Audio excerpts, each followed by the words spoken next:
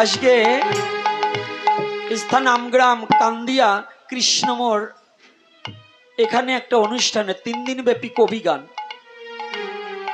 এখানে 3 দিন কবি গান নাকি জানি না, কয়দিন কবি গান, কয়দিন 3 দিন, আর পাঠ 2 দিন।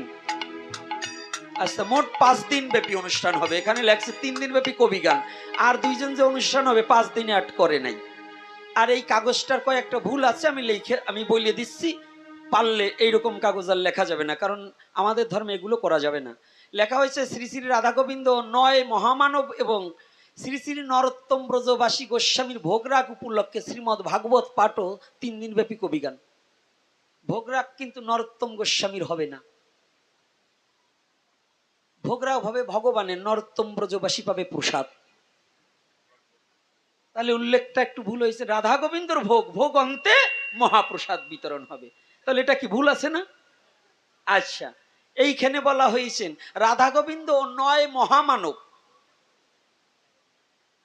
এক করে ফেলছেন সেন্টেন্স। যেমন এখানে প্রস্রাব করিবে না, কথাটা খেয়াল করেন, করিবে না, করিলে 50 টাকা জরিমানা। এখন ওই নাটা যদি এই উপরে না দিয়ে নিচে দেন, না করিলে 50 টাকা জরিমানা, তাহলে তো প্রস্রাব করবেই।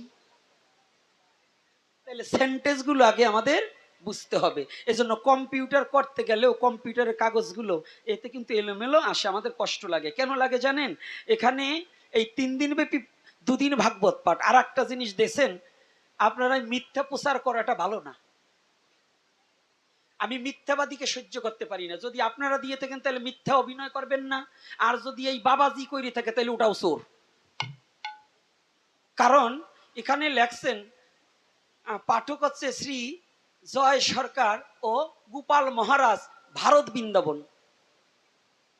আমার যদি বুঝতে ভুল না হয় জিনাইদার গোপাল মহারাজ তো এ গুরুদেব বৃন্দাবনে। তো গুরু বৃন্দাবনে আমার কেউ তো সংসারী সওয়াল আছে, মাইয়ে আছে, বউ আছে। সে মহারাজ দেশে দেখ, মহারাজ যে কোনো হতে পারে, কিন্তু ভারত বৃন্দাবন এই মিথ্যা প্রচার করে মানুষ ঠকাই না বুদ্ধি কিন্তু করা যাবে না। কথাটা বোঝা গেছে? যেহেতু তার ছেলে মেয়ে মা বাবা সব নিয়ে সংসারে ভুক্ত, তাহলে বৃন্দাবনে তো তার ঘর বাড়ি কিছু নাই, তার বাড়ি ঝিনাইদা। এই মিথ্যা প্রচারণা করে আমাদের পাবলিকদের ঠকাবেন। যদি কমিটি করিয়ে থাকেন তাহলে আপনারা বাটপারি করছেন, আর যদি ওই গুসাই করিয়ে থাকে ওটাও বাটপার। কি কথা এবার কষ্ট পাচ্ছেন না? সনাতন ধর্মের জায়গায় যদি বাটপারি হয় তাই ধর্ম শিখবেন কি?